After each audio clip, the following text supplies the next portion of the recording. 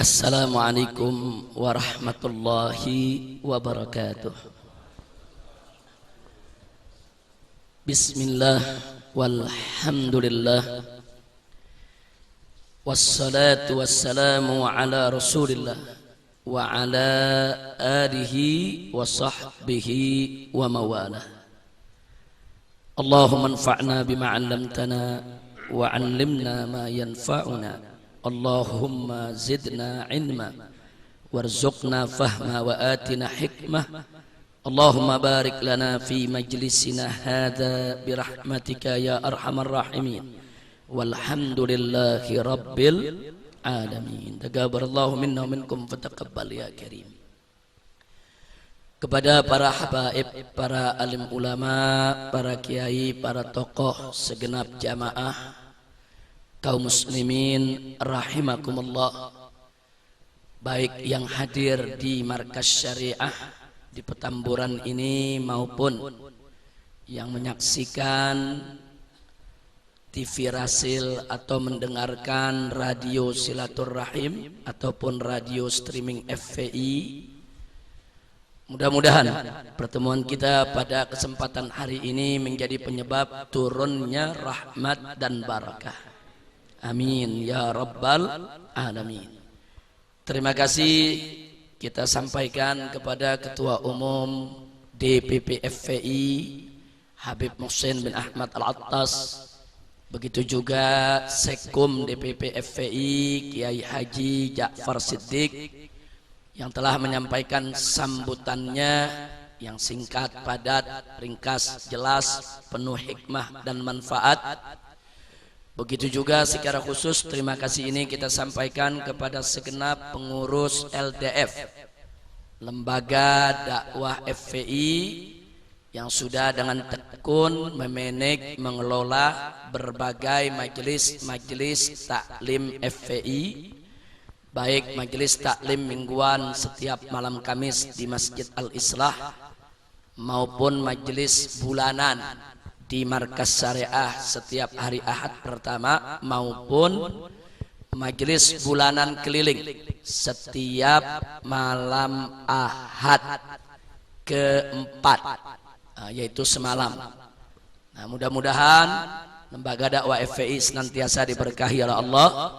Jadi terima kasih kita sampaikan kepada ketuanya, yaitu Ananda As-Sayyid Al-Mahbub Al-Habib Fikri bin Abdullah Bafaraj, begitu juga wakilnya yaitu Al-Habib Idrus bin Ali Al-Habsyi, dan juga kepada seluruh stafnya termasuk MC kita hari ini yaitu Ustadz Haris.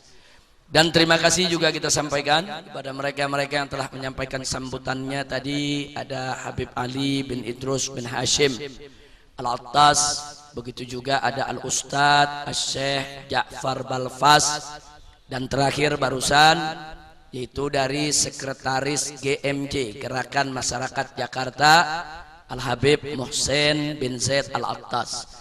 Mudah-mudahan apa-apa sambutan yang telah mereka sampaikan kepada kita semua bermanfaat untuk urusan dunia akhirat kita. Allah berkahi para pembicaranya dan Allah berkahi juga kita yang mendengarkannya. Amin ya rabbal alamin. Nah, sebelum kita masuk kepada inti pelajaran, kita persilahkan kepada Ustadz Kembar, Ustadz Alwi dan Ustadz Adi untuk bersama-sama semuanya, yaitu kita bawakan medan juang Islam secara bersama-sama dipimpin oleh Ustadz Alwi dan Ustadz Adi. Fal yatafaddal, silakan. Mari sama-sama kita bacakan qasidah medan juang Islam.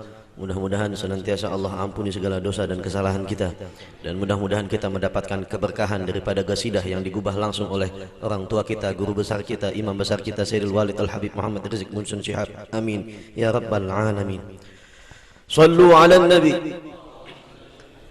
Astaghfirullah Rabbi ash-shakur. Astaghfirullah Rabbi as-sabur. Astaghfirullah Rabbi ash الشكور أستغفر الله ربي الصبور أستغفر الله ربي الغفور أستغفر الله من كل غرور أستغفر الله ربي الغفور أستغفر الله من كل غرور أستغفر الله ربي الشكور أستغفر الله ربي الصبور أستغفر الله ربي الشكور أستغفر الله ربي الصبور أستغفر الله ربي الغفور أستغفر الله من كل غرور أستغفر الله ربي الغفور أستغفر الله min kulli ghurur. Medan juang Islam adalah tiga, mesti diingat, jangan dilupa. Medan juang Islam adalah tiga, mesti diingat, jangan dilupa.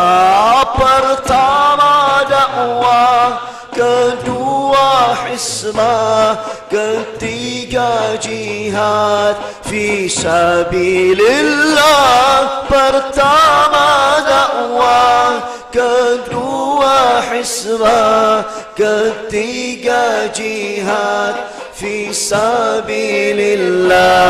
Astaghfirullah Rabbi asyakur, astaghfirullah Rabbi as-sabur, astaghfirullah Rabbi asyakur, astaghfirullah Rabbi as-sabur, astaghfirullah Rabbi al-ghafur, astaghfirullah min kulli ghurur, astaghfirullah Rabbi al-ghafur, astaghfirullah min kulli ghurur.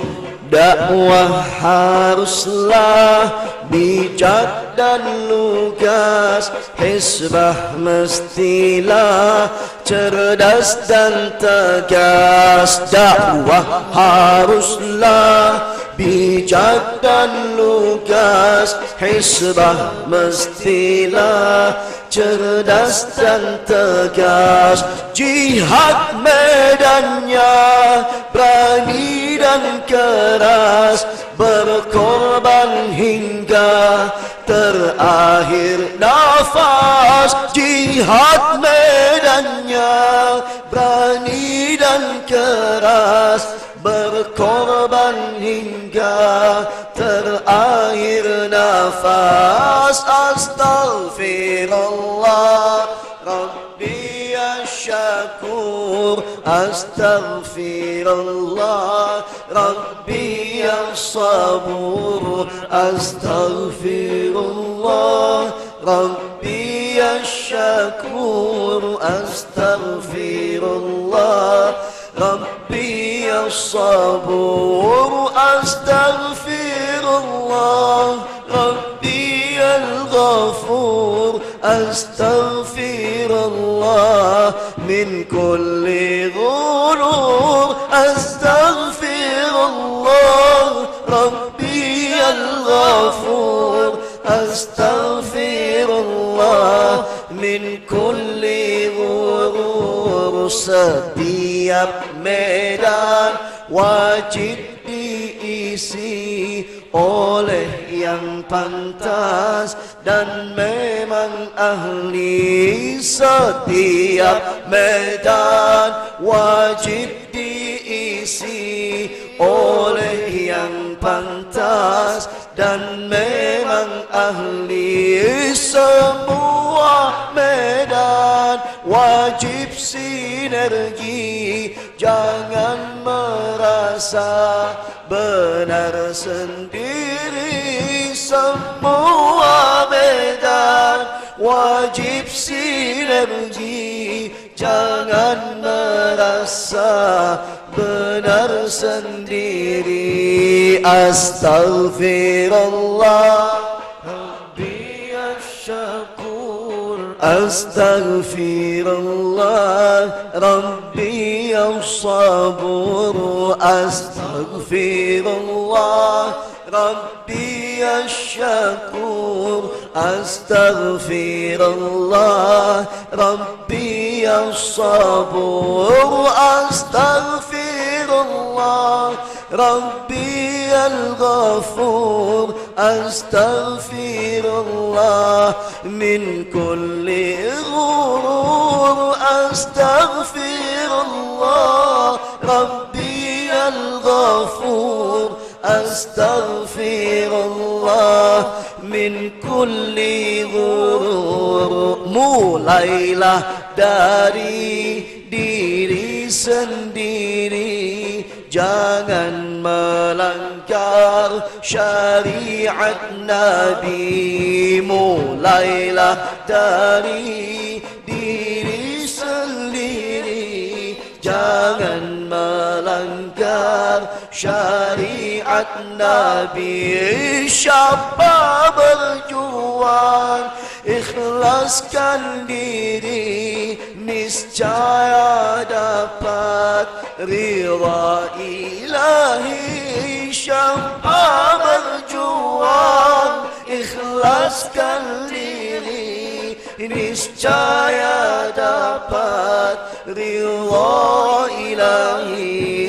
Astaghfirullah Rabbi asyakur, astaghfirullah Rabbi as-sabur, astaghfirullah Rabbi asyakur, astaghfirullah Rabbi as-sabur, astaghfirullah Rabbi al-ghafur, astaghfirullah min kulli ghurur, astaghfirullah Rabbi al-ghafur, astaghfirullah min kulli ghurur. Sallu ala nabi. Allahumma salli wa sallim wa barik ala sayyidina Muhammad wa ala ali sayyidina Muhammad. Alhamdulillah, terima kasih kepada Ustadz Adi dan Ustadz Alwi yang telah memimpin daripada pembacaan nasyid Medan Juang Islam. Mudah-mudahan beliau dengan seluruh tim dan krunya diberkahi oleh Allah Subhanahu wa taala. Nah, baiklah ya ikhwan, pada kesempatan hari ini saya akan menyampaikan satu materi sebagai bagian daripada pembekalan umat untuk menghadapi harbul mustalahat. Harbul mustalahat artinya perang terminologi, perang istilah. Jadi di zaman kita sekarang ini, al-ghazwul fikri, perang pemikiran itu sangat dahsyat. Bahkan lebih berbahaya daripada perang konvensional, daripada perang dengan menggunakan berbagai macam peralatan militer yang bisa melukai bahkan menghilangkan nyawa orang. Namun perang pemikiran itu lebih berbahaya karena bisa merontokkan akidah, karena bisa melenyapkan iman. Nah, salah satu bagian daripada perang pemikiran adalah perang terminologi, perang istilah. Seperti sebagai contoh kasus, istilah akhlak diganti dengan istilah moral, budi pekerti, mental. Sehingga istilah akhlak itu digusur supaya enggak disebut lagi di tengah umat Islam. Ini sangat berbahaya. Atau seperti istilah akidah mulai mau diganti dengan istilah ideologi, dengan istilah filsafat. Nah, ini juga sangat berbahaya. Nah, karena itu hari ini kita ingin melakukan pembekalan kepada segenap jamaah majelis rutin bulanan di Markas Syariat agar kita bisa menempatkan suatu istilah sesuai dengan makna sebenarnya, tidak rancu dan jangan sampai tertukar dengan istilah-istilah yang nanti bisa melenyapkan makna esensi daripada istilah yang ada dalam ajaran Islam. Nah, karena itu berulang kali saya sering sampaikan, Islam ini bukan filsafat, Islam ini bukan ideologi, tapi Islam ini adalah akidah. Islam ini bukan hanya sebatas aturan dan hukum, tapi Islam itu adalah syariah. Dan Islam ini bukan hanya sekedar bicara tentang moral dan mental, tapi Islam adalah agama yang meletakkan dasar-dasar akhlak dengan akar yang sangat kokoh. Nah, karena itu nanti kita akan lihat apa sih perbedaan akidah, filsafat, dan ideologi, kemudian syariat, aturan dan hukum, kemudian akhlak, moral dan mental. Nah, ini perlu kita dudukkan persoalannya, jangan sampai kita rancuh di dalam menggunakan istilah. Ini yang kita sebut bagian daripada pembekalan untuk menghadapi harbul mustalahat, perang terminologi. Seperti istilah musyawarah diganti dengan demokrasi, itu perang terminologi. Sampai akhirnya umat Islam nggak mau pakai lagi tuh istilah daripada musyawarah, yang dipakai dikit-dikit demokrasi, dikit-dikit bicara demokrasi. Dan ini sudah parah sekali, sehingga akhirnya umat Islam lupa dengan terminologi yang dia punya, terminologi yang justru lebih esensi, lebih prinsip, lebih mendasar, dan lebih fundamental.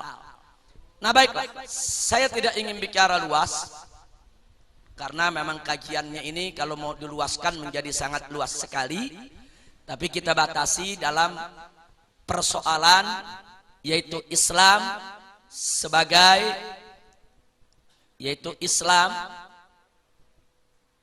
sebagai akidah, syariat dan akhlak. Mari kita mulai. Kita lihat di sini pelajaran kita hari ini, yaitu Islam sebagai akidah, syariah dan akhlak. Dulu di majelis ini kita pernah membahas tentang hadis Jibril alaihissalam. Bahkan guru kami tercinta Sayyidil Walid Al-Habib Zain bin Ibrahim bin Sumaid, pimpinan daripada Rubat yang ada di Madinah Al-Munawwarah, beliau mengarang satu buku khusus tentang syarah hadis Jibril alaihissalam. Nah, pada hari ini saya tidak ingin membahas soal hadis Jibrilnya yang cukup panjang, yang bersumber dari Sayyidina Umar ibn Khattab radhiyallahu ta'ala anhu, sebagaimana diriwayatkan oleh Imam Muslim dan Imam Tirmidzi serta Imam Abu Dawud dan Imam Nasai di dalam kitab-kitab hadis mereka, di mana singkat saja kita ambil intisarinya. Antara lain, dalam hadis tersebut malaikat Jibril alaihissalam bertanya kepada Nabi tentang apa itu iman. Kemudian Nabi menjawab dengan rukun iman. Dan malaikat Jibril juga bertanya tentang apa itu Islam. Dan Nabi menjawab dengan rukun Islam. Serta malaikat Jibril bertanya tentang ihsan. Dan Nabi menjawab dengan esensi ihsan sebagai rukun satu-satunya, di mana orang selalu merasa dalam pengawasan Allah Subhanahu wa taala kapan saja dan di mana saja mereka berada. Dari hadis ini para ulama mengambil satu kesimpulan tentang arkanuddin, tentang rukun agama. Rukun agama yaitu pertama iman, kedua Islam, ketiga adalah ihsan. Jadi iman, Islam dan ihsan adalah rukun agama. Kalau disebut rukun, berarti ketiga-tiganya harus dimiliki oleh seseorang yang disebut sebagai muslim atau mukmin. Jadi dia tidak disebut memeluk agama Islam kalau ketiga unsur ini tidak dimilikinya. Karena ketiga rukun ini menjadi satu kesatuan yang tidak boleh dipisahkan. Nah, kalau kita memperhatikan rukun iman, maka rukun iman itu menunjukkan dan mengisyaratkan kepada kita, yaitu bahwa bahasan iman seputar a'malun i'tiqadiyah. Amal-amal i'tiqad, bicara soal keyakinan. Itu yang disebut keimanan. Walaupun Nabi menyebutkan rukun iman hanya 6, tapi persoalan keimanan tidak hanya terbatas kepada 6 perkara. Masalah keimanan itu banyak. Kita beriman tentang adanya sorga, adanya neraka, adanya makhluk yang bernama jin, dan lain sebagainya. Walaupun itu tidak disebut dalam rukun iman, itu termasuk hal-hal yang tetap harus diimani. Hanya saja yang 6 perkara itu rukunnya keimanan. Tidak boleh ditukar, tidak boleh ditolak, dan tidak boleh ditentang. Jadi rukun iman yang terpenting ada 6 perkara. Tapi masalah keimanan banyak. Semua menyangkut apa saja yang wajib kita imani. Ini disebut a'malun i'tiqadiyah. Sementara soal Islam, kalau kita perhatikan dari rukun Islam itu bicara soal a'malun zahiriyah. Seperti rukun Islam yang pertama, an-nutqu bisyahadatin, mengucapkan 2 kalimat syahadat. Yang namanya mengucapkan itu amal lisan, amal lidah. Lisan, lidah itu anggota tubuh kita. Itu yang dimaksud a'malun zahiriyah. Mendirikan sholat, ada ruku, ada sujud, duduk, berdiri, dan seterusnya. Itu amal badan, a'malun zahiriyah. Begitu juga puasa, zakat, haji, dan seterusnya. Adapun 2 kalimat syahadatnya, yang wajib kita imani akan keesaan Allah dan kenabian Muhammad, itu masuk keimanan, bukan masuk keislaman. Tapi mengucapkan 2 kalimat syahadatnya masuk dalam urusan keislaman. Nah, supaya kita bisa membedakan. Nah, sedangkan ihsan itu membicarakan tentang a'malun batiniyah. Maksudnya batiniyah a'malun qalbiyah. Urusan amal hati. Mana amal hati yang baik, mana amal hati yang tidak baik. Oh, amal hati yang baik seperti ikhlas, tawadu, qanaah, sabar, syukur, itu amal hati. Oh, ada amal hati yang buruk seperti ujub, takabur, riya, itu amal hati yang buruk. Nah, itu urusan itu dibahas di dalam masalah keihsanan, di mana kita diwajibkan untuk menghiasi hati kita dengan yang baik-baik dan membersihkan hati kita dari sifat yang buruk-buruk. Itu yang disebut keihsanan. Nah, masalah keimanan itu dibahas dalam ilmu akidah. Ilmunya disebut ilmu akidah, atau disebut juga ilmu aqaid, dalam bentuk jamak, atau disebut juga ilmu tauhid.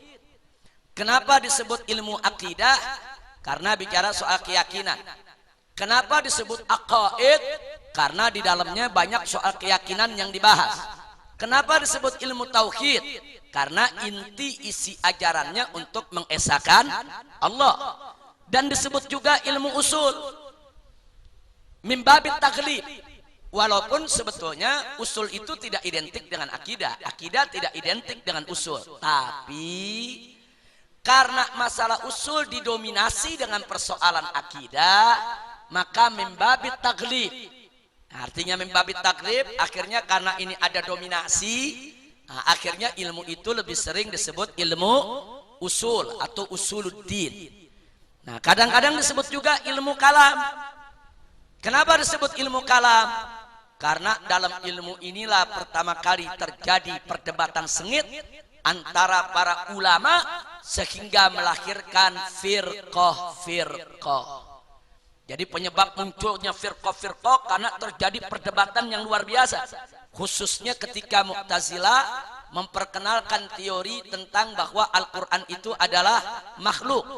Nah, akhirnya terjadi perdebatan hebat di antara para ulama, di mana Ahlus Sunnah sepakat bahwa Al-Quran itu bukan makhluk, tapi Al-Quran itu adalah kalam Allah. Nah, karena terjadi perdebatan sengit yang nggak pernah terjadi di zaman Nabi, yang nggak pernah terjadi di zaman Khulafa Rasyidin, terjadinya baru belakangan. Akhirnya disebut ilmu kalam. Ilmu kalam ini dari kata kalam. Nih artinya di dalam ini banyak debat, banyak ngomong. Nah, banyak orang tuh berusaha untuk memberikan pernyataan-pernyataan, membuat ungkapan-ungkapan.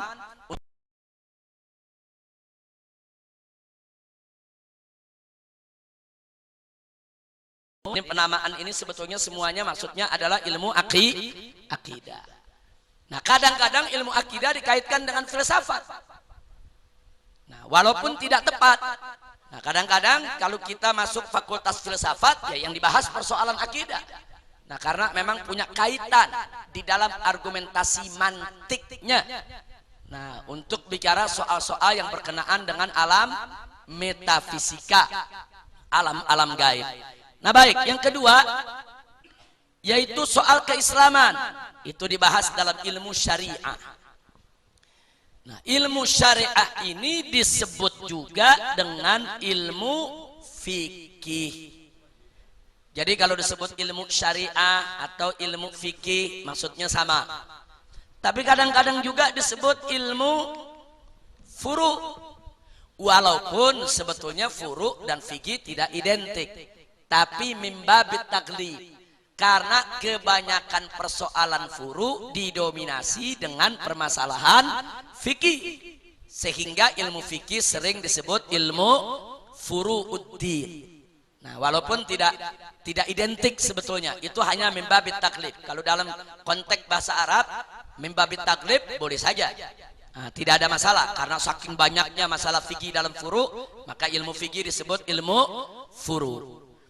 Nah, kemudian kadang-kadang disebut juga ilmu hukum Islam, ahkamul Islam, atau disebut qanunul Islam, atau disebut nizamul Islam. Nah, jadi kalau disebut ilmu hukum Islam, maksudnya ilmu fikih, maksudnya ilmu syariat, ilmu yang membahas soal keislaman. Nah, adapun soal keihsanan, ini dikenal dengan ilmu akhlak. Nah, ilmu akhlak ini juga kadang-kadang disebut yaitu sebagai ilmu adab. Bukan adab. Ada adab, ada adab.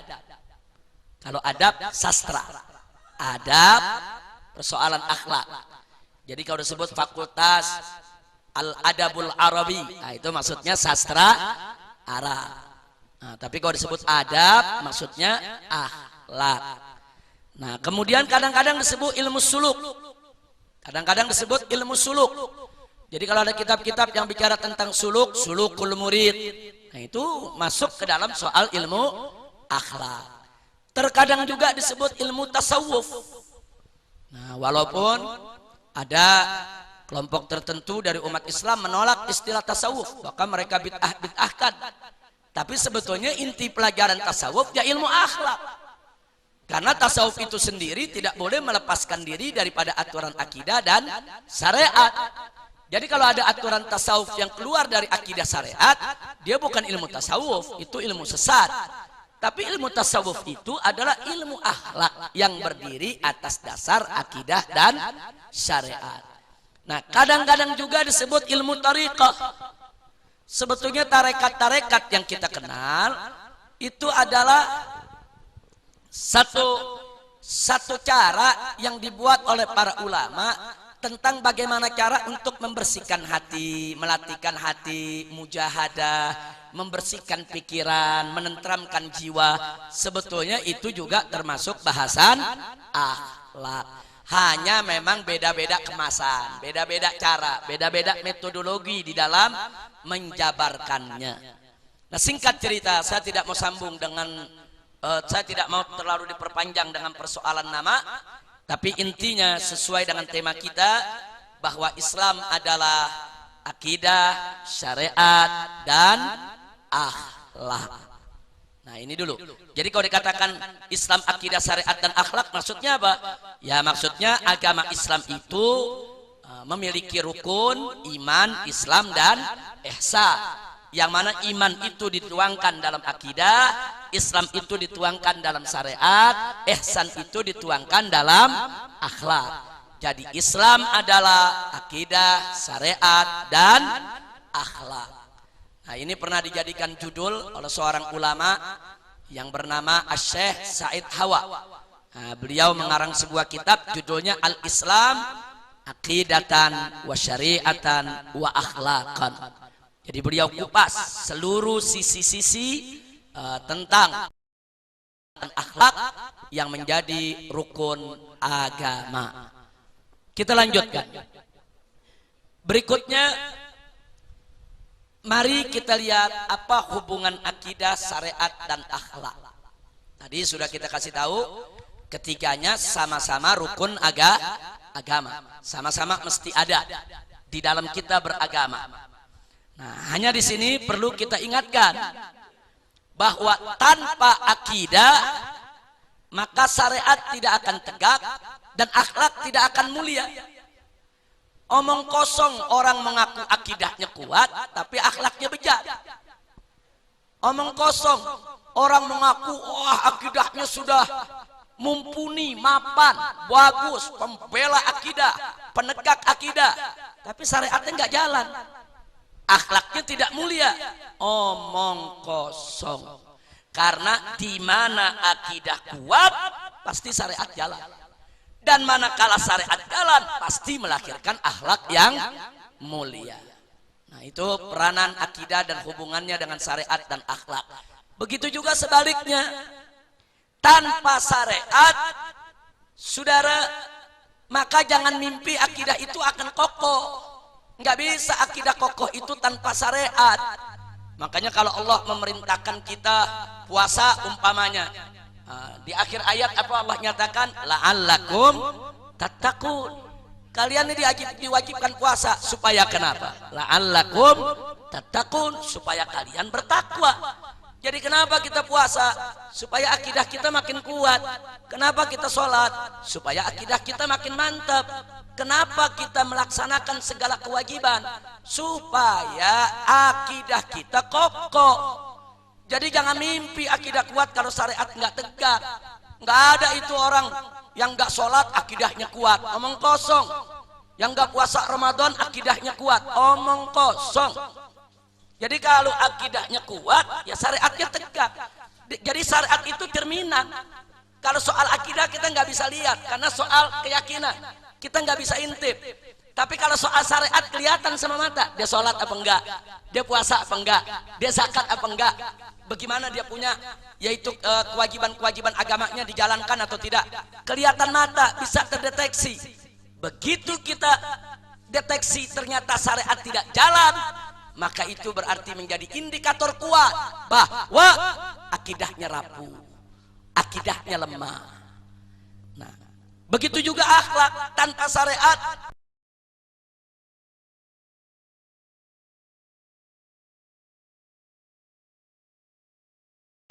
Faqala ta'ala aqimis shalah inna sholata tanha 'anil fahsya'i wal munkar. Orang kalau sholatnya bagus, dia punya benteng. Dia nggak berbuat keji, dia nggak berbuat munkar. Jadi sholat itu benteng dari perbuatan keji dan munkar. Artinya kalau orang itu sholatnya bagus, dia nggak berbuat keji, nggak berbuat munkar, nggak berbuat maksiat, otomatis akhlaknya pasti akan mulia. Jadi kalau orang ngaku sebagai pejuang syariat, penegak syariat, tapi akhlaknya bejat, akhlaknya tidak mulia, omong kosong dia pejuang syariat, saudara. Nggak ada orang yang namanya pejuang syariat, penegak syariat, saudara, otomatis akhlaknya mesti terjaga.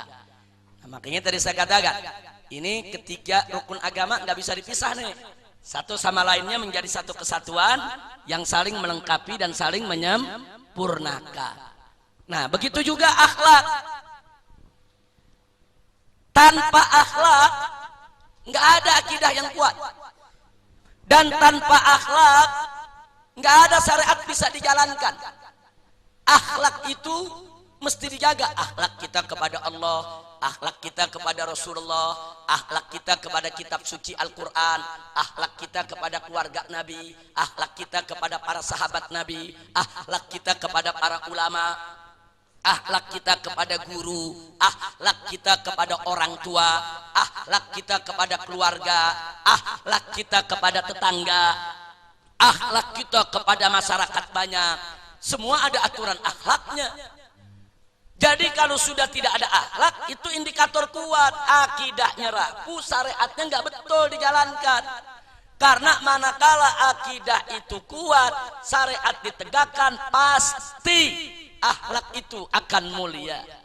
Nah, makanya di sini kalau bicara akidah syariat dan akhlak, bisa kita katakan dengan akidah yang kuat dan pelaksanaan syariah yang benar, niscaya akhlak pasti mulia. Nah, bicara soal kemuliaan akhlak, ini sesuai misi kenabian. Nabi kita itu diutus oleh Allah bawa misi. Nah, misi kenabian itu apa? Misi kenabian itu adalah penyempurnaan akhlak. Makanya Nabi bersabda dalam satu hadis, sebagaimana diriwayatkan oleh Al-Imamul Baihaqi dan Al-Imam Ahmad.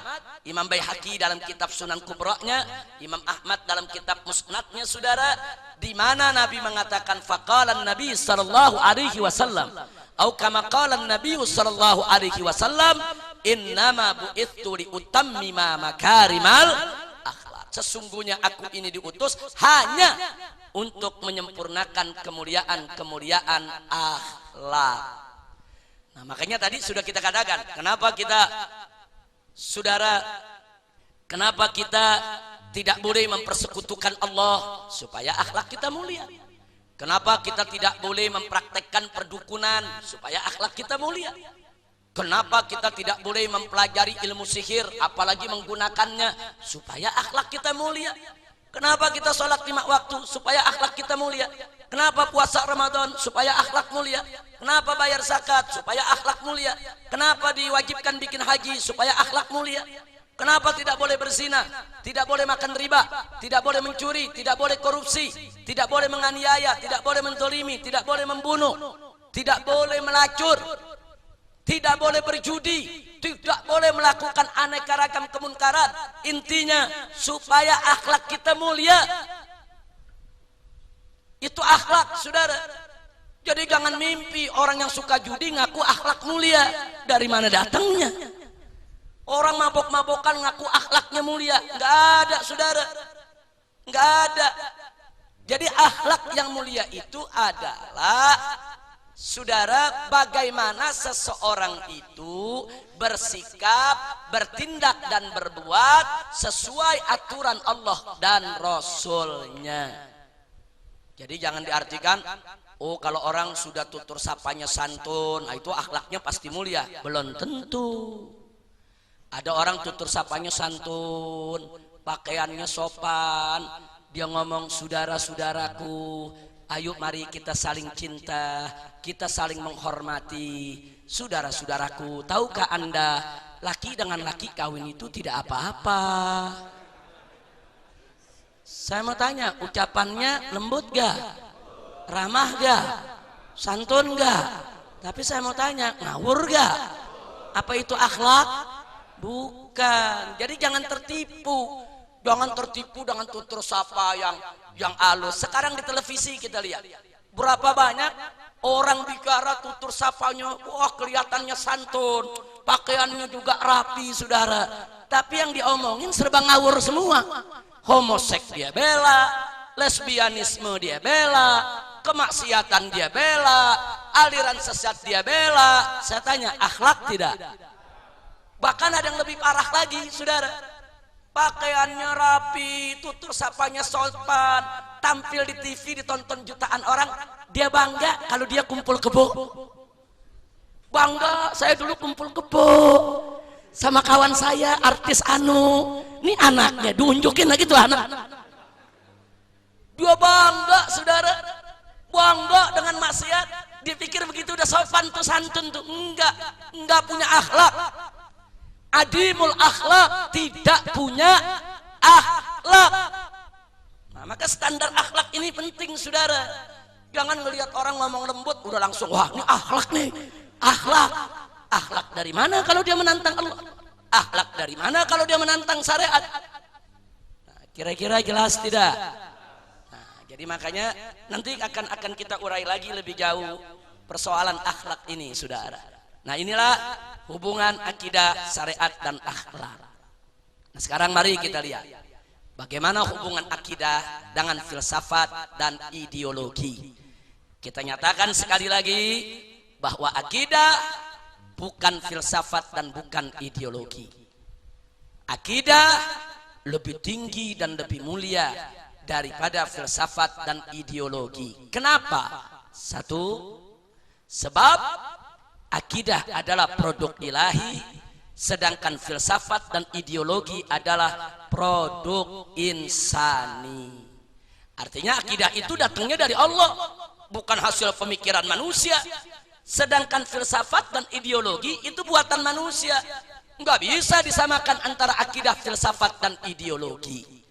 Akidah bersumberkan kepada wahyu. Wahyu ilahi yang suci, baik yang disampaikan oleh Allah secara langsung melalui Al-Quranul Karim maupun melalui hadis Nabi kita Sayyiduna Muhammad Sallallahu Alaihi Wasallam, hadis yang dijamin oleh Allah melalui firman-Nya, faqala ta'ala wa ma yantiqu 'anil hawa in huwa illa wahyu yuha. Tidaklah Nabi itu mengucapkan suatu ucapan dari hawa nafsunya, melainkan merupakan wahyu yang diwahyukan oleh Allah kepadanya. Jadi akidah sumbernya adalah wahyu, sedangkan filsafat dan ideologi sumbernya itu akal. Ideologi itu dari kata ide. Jadi kalau disebut ide, saya punya ide nih. Apa tuh? Pandangan, pendapat. Saya punya ide nih. Nah, kita kalau lagi ngobrol, saya punya ide nih. Ide itu pendapat. Jadi disebut ideologi karena itu memang pendapat manusia yang dijadikan sebagai prinsip hidup dan pedoman. Makanya disebut ideologi. Manakala suatu pendapat hasil pemikiran akal manusia dijadikan sebagai prinsip, dijadikan sebagai pedoman hidup, itu disebut ideologi. Seperti apa? Seperti ideologi sosialis, ideologi komunis, ideologi kapitalis, ideologi liberalis. Itu ideologi karena hasil pemikiran manusia. Sedangkan akidah bukan ideologi karena dia bukan hasil pemikiran manusia. Islam ini bukan buatan manusia. Islam ini datang dari Allah berdasarkan wahyu ilahi yang maha suci. Jadi nggak bisa disamakan antara akidah dengan filsafat dan ideologi. Filsafat juga hasil pemikiran, hasil pemerhatian, hasil pencermatan tentang suatu perbuatan yang sudah berulang kali dilakukan menjadi tradisi di suatu masyarakat, sehingga dia ngambil kesimpulan tradisi itu dijadikan sebagai filsafat kehidupan. Nah, jadi intinya sama. Filsafat dengan ideologi hasil buah pemikiran manusia. Yang ketiga, akidah itu tidak boleh ditukar. Nggak boleh tukar menukar akidah. Nggak bisa umat Islam itu akidahnya ditukar. Sekali Islam tetap Islam sampai mati. Saudara, harus Islam, tidak boleh murtad. Jadi murtad itu dilarang dalam Islam. Bahkan di suatu negeri Islam, hukuman murtad itu adalah yustatab, disuruh taubat. Diberikan kesempatan untuk taubat. Kalau tidak taubat, hukum mati. Negara yang menghukum mati, saudara.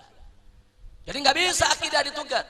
Tapi kalau filsafat dan ideologi, kita bisa tukarnya dengan senang hati. Kapan saja, saudara. Ditukar-tukar. Indonesia aja sudah berapa kali tukar-menukar ideologi. Pancasila sudah berubah-ubah 5 kali lebih. Nah, nanti kita punya ideologi sistemnya, saudara. Ini Pancasilanya nih, ntar Pancasila liberal, ntar Pancasila parlementer, ntar Pancasila yang lain lagi. Ubah-ubah. Ideologi bisa berubah kapan saja. Nah, tergantung kepentingan politik dan kekuatan rezim yang berkuasa. Jadi kalau rezim yang berkuasa itu menyukai daripada ideologi komunis, negara bakal dibawa jadi komunis. Kalau yang berkuasa itu menyukai ideologi liberal, maka negara akan dijadikan liberal. Ideologi tergantung siapa yang punya kekuasaan, siapa yang rezim berkuasa, dan bagaimana kepentingannya. Jadi berbeda dengan akidah. Akidah nggak bisa ditukar. Akidah nggak ada urusan dengan kepentingan pribadi. Tapi akidah adalah maslahat umat manusia untuk kebahagiaan dunia dan akhirat. Dan yang keempat, yang namanya akidah memiliki akar yang kokoh. Karena sumbernya wahyu, berdiri atas dasar Al-Quran dan hadis, maka dia punya akar kokoh, nggak mudah terserabut, nggak rapuh, nggak mudah untuk ditaklukkan dengan ideologi apapun yang ada di dunia. Karena akarnya begitu kokoh. Makanya kita lihat ajaran Islam dari 1400 tahun yang lalu lebih, dari mulai Nabi seorang diri sampai mendapatkan pengikut di kalangan sahabat, semakin hari semakin bertambah sampai satu hari ini dimusuhi dengan berbagai macam kekuatan, dimusuhi oleh kapitalis dunia, dimusuhi oleh komunis dunia, dimusuhi oleh kekuatan kafir dunia. Tetap Islam berdiri tegak sampai hari ini, nggak bisa diruntuhkan, nggak bisa dirobohkan. Kenapa? Karena akidah itu akarnya kuat. Nah, beda dengan ideologi. Ideologi akarnya rapuh. Ada orang punya ideologi sosialis, berdebat dengan kapitalis. Nah, itu kalau udah adu argumen, nah besok atau lusa bisa yang sosialis berubah jadi kapitalis, atau kapitalis yang berubah jadi sosialis, atau tergantung kepentingan. Hari ini kalau sosialis dia aman, tapi kalau besok kapitalis dia bisa aman, dia bakal ambil kapitalis. Kenapa? Karena dia punya agama yang penting aman, perut kenyang. Nah, jadi ideologinya itu ideologi yang kembali kepada kepentingan pribadi dan golongan. Gak bisa kalau dengan akidah. Nah, yang kelima, karena akidah itu bersumber dari Allah, berdasarkan Al-Quran dan As-Sunnah, bagian daripada ajaran Islam, maka akidah memiliki dimensi dunia dan akhirat. Akidah itu ada dimensi dunia akhirat, di mana akidah kita itu akan membawa kita kepada keselamatan di dunia dan juga keselamatan di akhirat. Tapi kalau yang namanya ideologi itu hanya memiliki dimensi dunia. Kita besok mati, saudara, itu yang kita bawa adalah iman dan amal. Nggak ada kita bawa Pancasila UUD 45. Nggak ada, saudara. Itu urusan dunia, ideologi. Ini kita bicara urusan akidah. Urusan akidah dunia dan akhirat, sedangkan filsafat dan ideologi hanya urusan dunia. Baik, sekarang yang kedua, kita masuk hubungan syariat dengan aturan dan hukum. Syariat lebih tinggi dan lebih mulia daripada aturan dan hukum. Setiap syariat pasti aturan dan hukum, tapi setiap aturan dan hukum belum tentu syariat. Belum tentu. Hukum itu bisa dibuat oleh umat beragama apa saja, saudara. Ateis pun bisa bikin hukum, liberal pun bisa bikin hukum. Jadi beda. Kalau syariat dengan aturan dan hukum nggak boleh disamakan. Syariat lebih tinggi. Kenapa? Satu, karena syariat itu berdiri atas dasar akidah. Syariat itu tegak berdiri di atas dasar akidah, yang dimana isi syariat itu ditujukan untuk menguatkan juga akidah, ditujukan untuk tauhid pengesaan Allah Subhanahu wa taala, ditujukan untuk penghambaan hanya kepada Allah. Nah, jadi akidah itu berdiri atas dasar syariat, itu berdiri atas dasar akidah.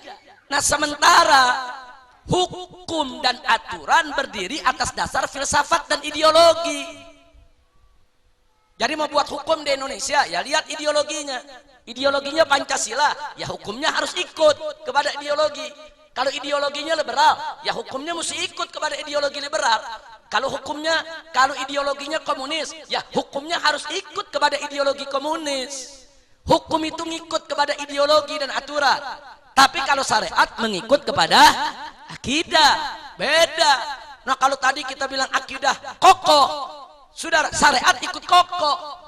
Sementara yang namanya filsafat dan ideologi itu rapuh, maka aturan dan hukumnya juga pasti rapuh, karena dia punya akar udah rapuh. Nah, sementara yang kedua, syariat itu tunduk kepada hukum Allah. Jadi hukum yang diproduk oleh syariat, aturan yang diproduk oleh syariat pasti sejalan dengan hukum Allah. Tapi kalau aturan dan hukum yang diproduk bukan oleh syariat, berapa banyak yang bertentangan dengan hukum Allah. Jangan lupa, kita lihat berbagai negeri, termasuk negeri kita, minuman keras dibolehkan, pabriknya didirikan, minuman keras diperbolehkan untuk dijual belikan. Itu hukum, aturan. Dibuat undang-undang itu, saudara, aturan itu dibuat oleh pemangku daripada kekuasaan. Karena mereka punya aturan dan hukum itu tidak berakar kepada akidah Islam, akhirnya dia buat aturan dan hukum yang bertentangan dengan syariat Islam. Jadi aturan dan hukum belum tentu sejalan sama syariat. Tapi kalau syariat pasti menuntun aturan dan hukum agar tidak bertentangan dengan aturan Allah dan Rasulnya. Kira-kira jelas tidak? Nah, makanya yang namanya aturan dan hukum itu tidak tunduk kepada syariat, tidak tunduk kepada hukum Allah, tidak tunduk kepada akidah, tapi dia tunduk kepada konstitusi. Nah, tolong hati-hati tuh, jangan kita disamakan, oh ini aturan, ini hukum. Kalau kita katakan kita mau taat hukum, hukum yang mana? Hukum yang tidak bertentangan dengan aturan Allah dan Rasulnya. Tapi kalau hukum yang bertentangan dengan aturan Allah dan Rasulnya, haram untuk kita taati, saudara. Yang ketiga, yang namanya syariat tidak boleh diubah. Nggak ada tawar-menawar. Dari zaman Nabi, zina itu haram, sampai hari ini, hingga hari kiamat tetap haram. Nggak boleh diubah hanya untuk kepentingan segelintir orang. Tapi berbeda dengan aturan dan hukum, dia bisa diubah, bisa dikerjain. Bahkan yang bisa mengganggu kesenangan para pengambil keputusan, nggak dibuat hukumnya. Saya kasih contoh, saudara, dari sejak kita merdeka sampai hari ini, di Indonesia belum ada satupun undang-undang yang melarang homoseks dan lesbian, nggak ada. Bahkan nggak ada undang-undang yang melarang kumpul kebo, nggak ada. Jadi pelaku kumpul kebo itu dianggap bukan kriminal, bukan pidana, bukan pelaku kejahatan, dan nggak bisa kita tuntut, saudara. Bahkan kalau ada orang Islam punya anak gadis, usianya sudah dewasa, dizinai oleh temannya, laki-laki yang sudah dewasa, nggak bisa kita tuntut kalau mereka suka sama suka. Karena definisi zina dalam undang-undang Indonesia, dalam hukum Indonesia adalah orang yang sudah berkeluarga melakukan hubungan intim dengan orang yang sudah berkeluarga. Jadi kalau ada seseorang, saudara, melakukan hubungan intim dengan istri orang, itu baru disebut zina. Jadi kalau anak gadis orang bukan zina. Ini hukum Indonesia, dan nggak sampai di situ. Itu pun nggak bisa dituntut kalau suaminya nggak nuntut. Kalau suaminya nggak lapor, nggak menyatakan keberatan, bebas dia dari hukum. Kecuali kalau suaminya keberatan. Makanya waktu kasus Ariel yang diduga berzina dengan salah satu artis dan sudah dibuktikan di pengadilan, nggak bisa dituntut. Kenapa? Suaminya nggak ngelapor. Orang suaminya seneng kok istrinya ditidurin orang. Tapi kalau suaminya melapor, jeblos lagi ke penjara, saudara. Berat itu hukumannya, bisa 7 tahun di penjara. Nah, jadi ini hukum yang ada di Indonesia. Anda bisa lihat. Dia bisa buat seenaknya, saudara. Jadi di Indonesia ada aturan, pegawai negeri nggak boleh poligami. Kalaupun boleh, itu dia punya syarat berat, saudara. Tapi kalau pegawai negeri berzina, nggak ada undang-undang. Nggak ada. Nah ini kan ngawur, saudara. Tapi ini fakta, itu hukum. Nah, maka jangan dulu Anda menjadikan hukum Indonesia sebagai panglima. Tunggu dulu. Yang menjadi panglima itu bukan hukum, tapi syariat. Yaitu hukum Allah. Hukum Allah sebagai panglima kita. Bukan hukum selain hukum Allah jadi panglima kita. Kalau hukum selain hukum Allah yang dibuat oleh DPR, MPR, atau Presiden tidak bertentangan dengan hukum Allah dan Rasul, ya kita taat sebagai warga yang baik. Tapi kalau bertentangan, wajib kita lawan. Kepala jadi kaki, kaki jadi kepala. Walaupun kita harus mati bersimbah darah, lawan, tegakkan hukum Allah. Jangan pernah hukum Allah kita kalahkan dengan hukum manapun yang coba-coba menentangnya, ya. Nah, kemudian yang keempat, syariat itu lengkap mencakup semua aspek. Enggak ada satu aspek kehidupan pun yang luput dari pembahasan syariat. Enggak ada. Walaupun peristiwa baru yang di zaman Nabi tidak ada. Seperti umpamanya salah satu tata cara KB ada yang disebut vasektomi dan tubektomi. Zaman Nabi enggak ada. Tapi usulnya, kaidahnya, aturan mainnya, dasar-dasar prinsip syariatnya sudah ditetapkan dalam Al-Quran dan As-Sunnah. Makanya ulama sekarang gak ragu-ragu mengeluarkan fatwa vasektomi, tubektomi. Kenapa? Dasarnya ada. Narkoba zaman Nabi gak ada, saudara. Tapi kenapa para ulama sepakat? Narkoba haram. Karena dasarnya ada. Sesuatu yang memabukkan dan menghilangkan akal. Ini dasar Islam, saudara. Jadi dasarnya Islam tidak ada satu aspek kehidupan manusia yang luput dari pembahasan syariat.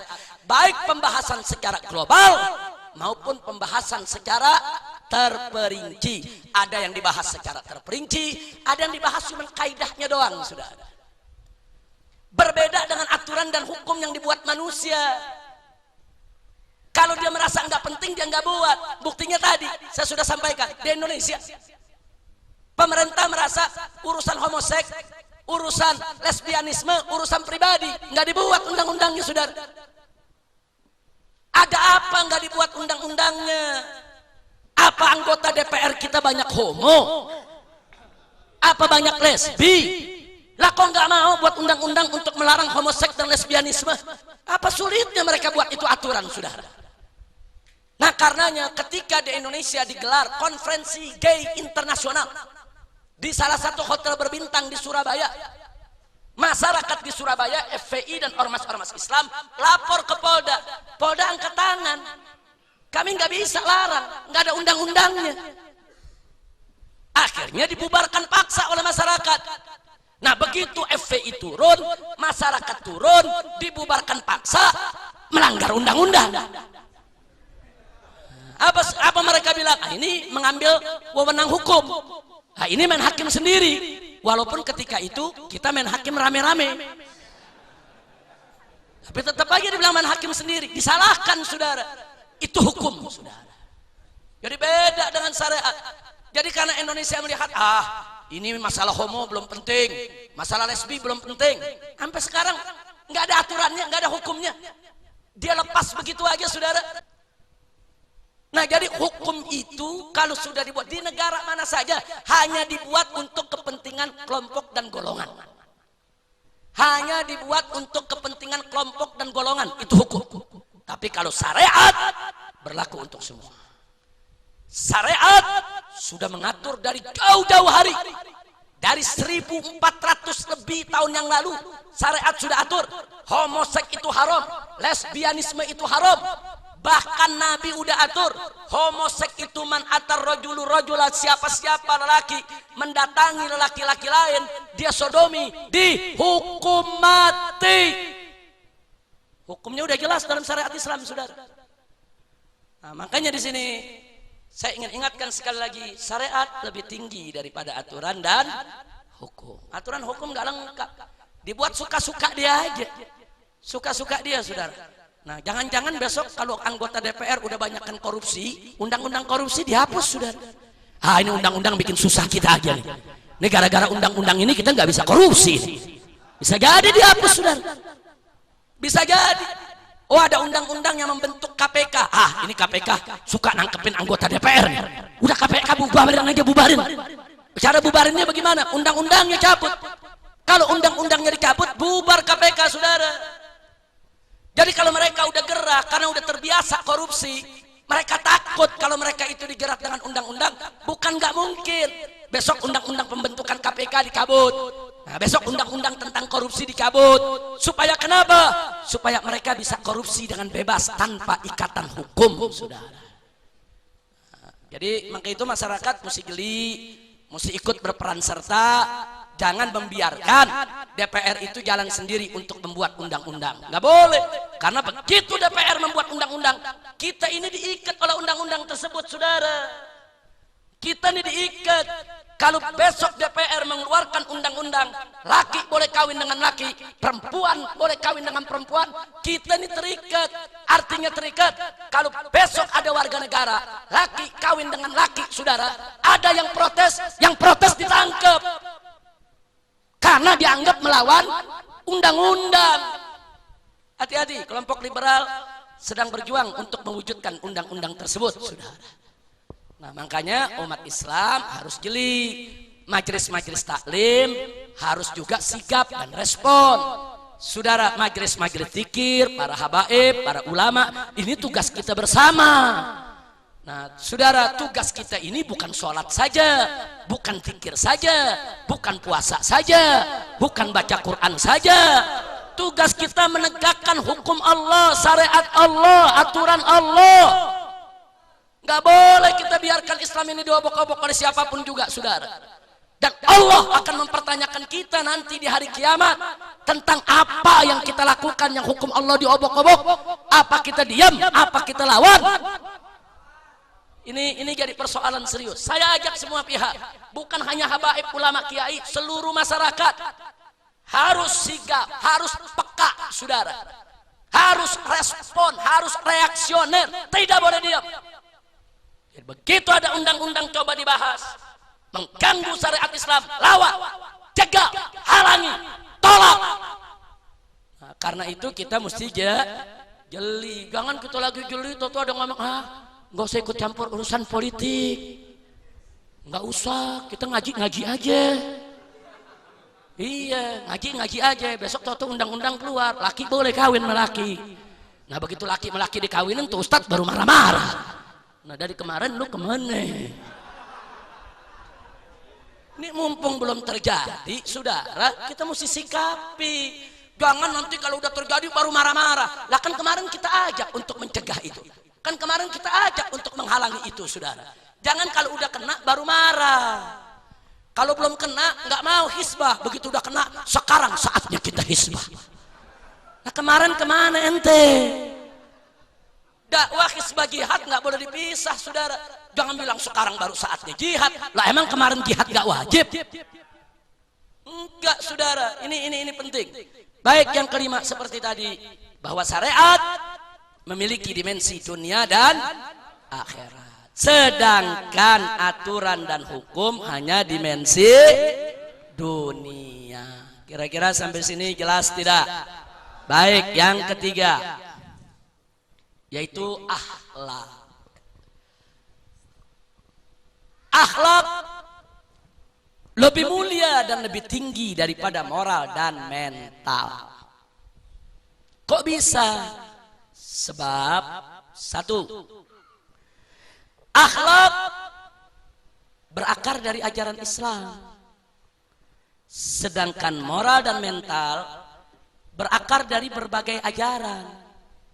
Dalam ajaran Hindu ada soal moral dan mental, dalam Buddha ada soal moral dan mental, dalam agama Nasrani dan Yahudi ada soal moral dan mental. Jadi moral dan mental itu universal, dibahas oleh semua agama. Tapi ingat, parameternya beda-beda, saudara. Nah, sedangkan akhlak yang bersumber dari ajaran Islam, parameternya jelas. Dia harus berdiri tegak di atas akidah dan syariat. Untuk menyatakan ini akhlak baik atau tidak baik, lihat syariat. Bukan nanya sama akal, saudara. Bukan, dia bersumber kepada syariat, itu akhlak. Makanya akhlak ini nggak berubah. Akhlak di Timur Tengah, di India, di Nusantara, di Eropa, parameternya nggak berubah. Seperti ikhlas itu akhlak yang mulia. Di Arab diakui, ikhlas memang akhlak mulia. Di India diakui, ikhlas memang akhlak mulia. Di Indonesia diakui, ikhlas memang akhlak mulia. Sampai ke Eropa diakui, parameternya jelas. Sama, saudara, sombong itu sifat yang jelek, diakui, saudara. Yang namanya sombong di Arab jelek, di India jelek, di Indonesia jelek, di Eropa jelek. Parameter akhlak jelas dari akidah dan syariat. Tapi yang namanya moral dan mental kembali kepada akal, kembali kepada tradisi adat istiadat sekitar.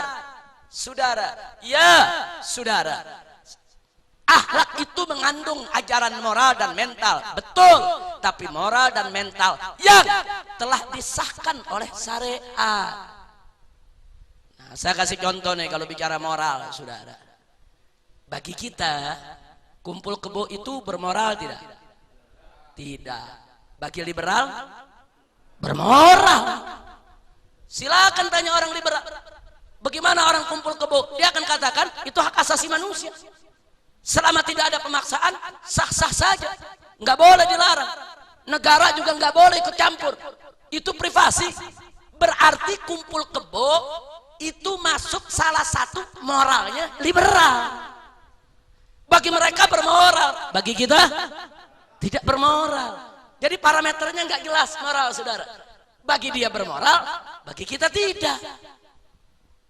Coba kita lihat. Nah, sekarang saya mau tanya, kita umat Islam menolak aliran sesat Ahmadiyah karena menodai Islam, betul? Nah, saya mau tanya, kalau ada ustadz kiai menolak aliran sesat untuk bela Islam, berarti dia bermoral tidak?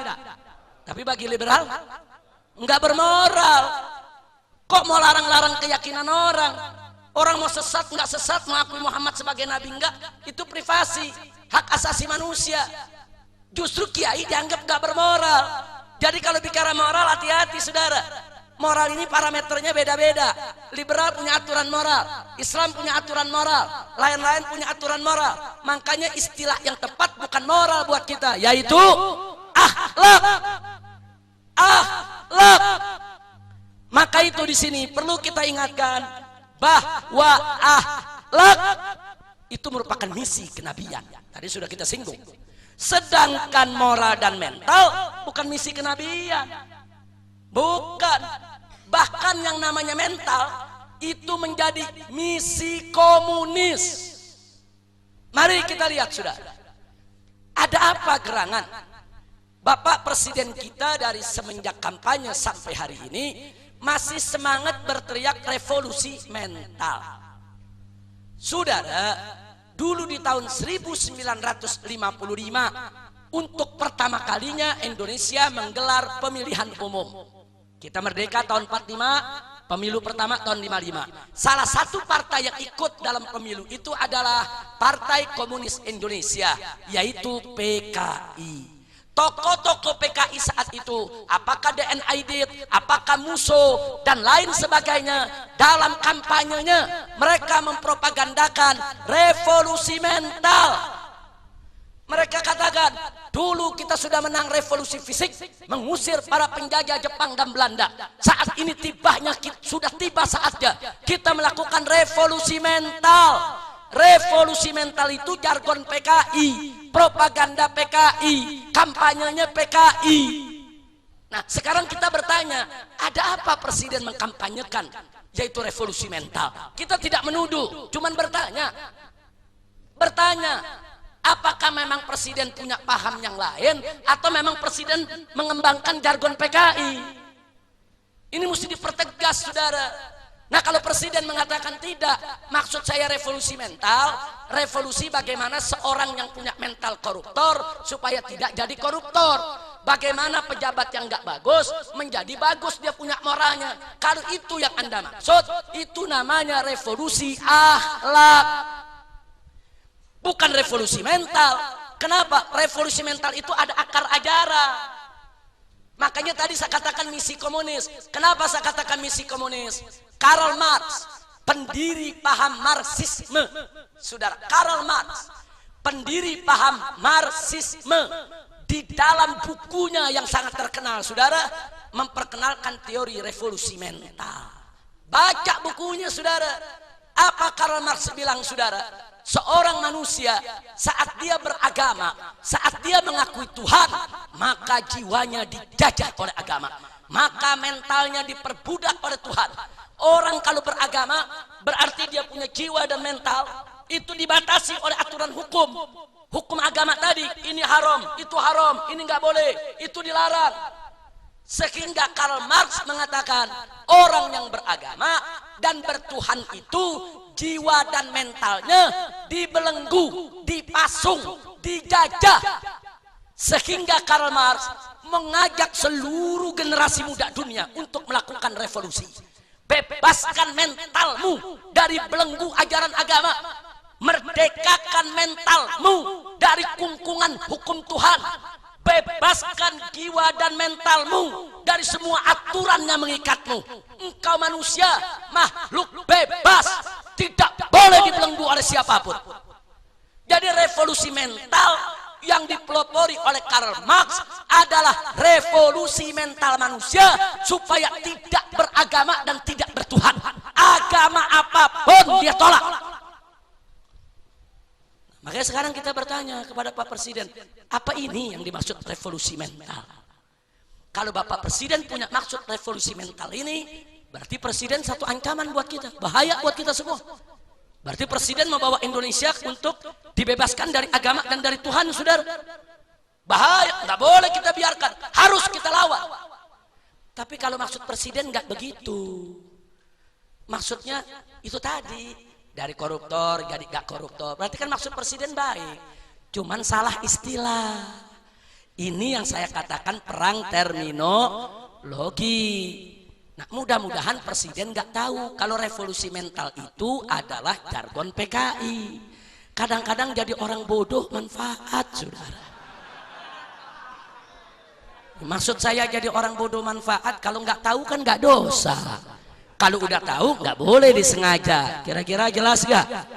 Mudah-mudahan Presiden dengar radio Rasil. Mudah-mudahan Presiden nonton TV Rasil. Amin ya rabbal alamin. Kita cinta Presiden, saudara. Kita cinta Presiden, kita hormat Presiden, kita mau jaga beliau. Jangan sampai beliau ini dikelilingi oleh pemikiran-pemikiran komunis, kemudian ditawarkan teori-teori PKI tanpa disadari oleh Presiden, saudara. Mudah-mudahan Allah jaga beliau, Allah berikan taufik dan hidayahnya, sehingga beliau menjadi pemimpin Muslim yang baik. Amin ya rabbal alamin. Nah, baik, yang ketiga, keempat, akhlak pasti menjaga moral dan mental, saudara. Pasti akhlak akan jaga itu moral dan mental sesuai aturan akidah dan syariah. Tapi yang namanya moral dan mental belum tentu dia bisa jaga akhlak, saudara. Nah, jadi itu bedanya akhlak dengan moral dan mental. Kira-kira jelas tidak? Pasti bicara moral dan mental. Kalau bicara moral dan mental belum tentu bicara akhlak. Dan yang terakhir, yang kelima, seperti tadi, akhlak memiliki dimensi dunia dan akhirat, sedangkan moral dan mental hanya dimensi dunia. Kesimpulan, semua agama selain Islam bahkan ateis sekalipun yang tidak mengakui agama, mampu bicara dengan fasih tentang filsafat dan ideologi, tentang aturan dan hukum, tentang moral dan mental. Akan tetapi mereka tidak akan pernah mampu bicara dengan fasih tentang akidah, syariat dan akhlak, kecuali Islam. Nah, Islam adalah akidah, syariat dan akhlak, sehingga Islam sangat mampu menuturkan dengan sangat fasih seluruh dimensi akidah, syariat dan akhlak. Termasuk Islam sangat fasih mampu menguraikan filsafat dan ideologi, aturan dan hukum, moral dan mental dalam batasan akidah, syariat dan akhlak. Ini kelebihan daripada Islam. Al-Islamu ya'lu wala yu'la alaih. Islam paling tinggi, tidak ada yang lebih tinggi daripada Islam. Alhamdulillah. Kira-kira sampai di sini jelas tidak? Paham semua? Alhamdulillah. Jadi kesimpulannya saya mau tanya semua yang di sini, apakah Islam itu filsafat? Apa Islam itu ideologi? Tapi Islam itu adalah akidah. Apakah Islam itu hanya sebatas moral dan mental? Tidak, tapi Islam itu adalah akhlak. Apakah Islam juga hanya sebatas aturan dan hukum? Tidak, tapi Islam adalah syariat. Islam akidah, syariat dan akhlak. Gunakan istilah itu, jangan ditukar dengan istilah lain, saudara. Nah, ini baru bagian pertama daripada salah satu bentuk pembekalan umat agar mereka tidak terjebak di dalam perang terminologi. Ingat, begitu Presiden mengatakan revolusi mental, istilah itu disebarkan oleh televisi, masuk ke kampung-kampung, jutaan orang ikut meneriakan. Artinya, saudara, satu perang terminologi yang begitu dahsyat, baik disadari atau tidak disadari oleh Bapak Presiden kita, akhirnya revolusi mental itu menggantikan istilah revolusi akhlak. Nah, ini satu hal yang sangat kita prihatin, tapi tidak ada kata terlambat. Perang masih berlangsung. Mari kita kobarkan perang harbul mustalahat, kita kuasai istilah-istilah terminologi yang islami, jangan termakan dengan terminologi dari luar Islam. Insya Allah. Baik, sampai di sini. Kalau ada yang punya pertanyaan, silakan. Sebelum kita akhiri, silakan. Ada dua ustadz yang mau bertanya. Coba pinjam mic-nya tadi. Mana mic wireless-nya? Ada? Assalamualaikum warahmatullahi wabarakatuh. Waalaikumsalam warahmatullahi wabarakatuh. Ustadz langsung aja. Ustadz. Kalau kita lihat sebenarnya Islam atau iman, Islam dan akidah atau tadi ihsan itu bukan merupakan bagian dari hukum Tuhan. Pasti memiliki parameter yang paling kuat, paling besar dan bisa menjadi penilai untuk filsafat atau pemikiran-pemikiran yang ada. Artinya parameter Islam bisa memilah mana yang baik dan mana yang tidak baik, sebagaimana yang tadi Ustadz katakan. Namun yang jadi permasalahan Ustadz, kalau seandainya ketika kita ingin turun ke bawah, ke pemikiran-pemikiran yang ada, atau ingin menjelaskan Islam yang rahmatan lil alamin, Islam yang memiliki sifat yang sempurna kepada pemikir-pemikir yang ada di bawah, pasti juga akan harus menggunakan filsafat atau ideologi sebagai pendekatan-pendekatan untuk menjelaskan Islam. Apakah itu tidak bertentangan kalau kita menggunakan pendekatan-pendekatan filsafat, pendekatan-pendekatan ideologi untuk menjelaskan mana yang benar dan mana yang tidak benar? Ya. Itu yang pertama, Ustadz. Terus yang kedua? Yang kedua disimpan dulu. Adi Alwi azan zuhur dulu. Disimpan dulu yang kedua sebentar. Jazakumullahu khairal jazaa kepada Habib Mahdi Al-Attas untuk pertanyaan pertamanya, sangat menarik. Jadi Al-Imamul Ghazali radhiyallahu ta'ala anhu di dalam kajian-kajian filsafatnya itu banyak menggunakan mustalahat yang digunakan oleh para filosof. Nah kemudian terjadi perdebatan. Tapi yang menarik, pengkritik utama Imam Ghazali, yaitu Syekh Ibn Taimiyah, justru membela Imam Ghazali dalam soal itu. Justru Syekh Ibn Taimiyah mengatakan tidak mengapa kita menggunakan istilah-istilah mereka untuk pendekatan, bukan untuk diterima sebagai satu prinsip atau pedoman. Untuk pendekatan supaya bisa memperlancar proses terjadinya dialog, sehingga kita tidak menutup diri untuk dialog dengan mereka. Nah ini menarik, padahal Ibn Taimiyah nggak pernah cocok sama Imam Ghazali. Nah, tapi dalam persoalan itu beliau memberikan dukungan. Itulah sebabnya tadi saya katakan di dalam kesimpulan akhir kita lihat lagi di sini. Jadi di sini kita sebutkan Islam adalah akidah, syariat dan akhlak sehingga sangat mampu menuturkan dengan fasih seluruh dimensi ketiganya, termasuk sangat fasih menguraikan filsafat dan ideologi, aturan dan hukum, moral dan mental dalam batasan-batasan akidah, syariat dan akhlak. Jadi artinya kalau ada orang mengurai, yuk kita pelajari filsafat Islam, tidak ada masalah, tapi jangan Islam yang difilsafatkan. Beda. Kalau filsafat dikaji secara Islam, kemudian disebut filsafat Islam, boleh. Tapi kalau Islam difilsafatkan tidak boleh. Nah, jadi beda itu. Karena Islam itu sumbernya adalah wahyu ilahi yang tidak boleh difilsafatkan. Tapi kalau kita menguraikan filsafat itu dengan pemikiran-pemikiran manusia, dengan argumentasinya untuk menegaskan bahwa ajaran Islam ini benar, ajaran Islam ini nggak bisa ditolak, itu yang dilakukan oleh Al-Imam Al-Ghazali di dalam beberapa kitab filsafatnya, termasuk kitab terakhirnya Tahafutil Falasifah, yang walaupun kemudian dikritik oleh Ibn Rushd. Ibn Rushd mengarang kitab judulnya Tahafutil Tahafut. Nah, tapi tidak ada masalah, itu terjadi perbedaan di antara para ulama, itu kita masukkan dalam kategori khilafiyah. Tapi yang kita maksudkan di sini adalah jangan sekali-sekali Islam itu dijadikan sebagai sebuah ideologi atau filsafat, enggak. Tapi kalau kita ingin menguraikan ideologi berdasarkan akidah Islam, silakan. Saya rasa jelas itu yang pertama. Silakan yang kedua. Yang kedua, Ustadz, ada orang yang imannya kuat, mungkin ibadahnya kita kalah. Dia punya jidatnya hitam, ibadahnya Masya Allah kita kalah, tapi dia kurang berakhlak. Dia mengkafirkan orang, membid'ahkan orang. Ini apakah Ustadz ada urutannya gitu?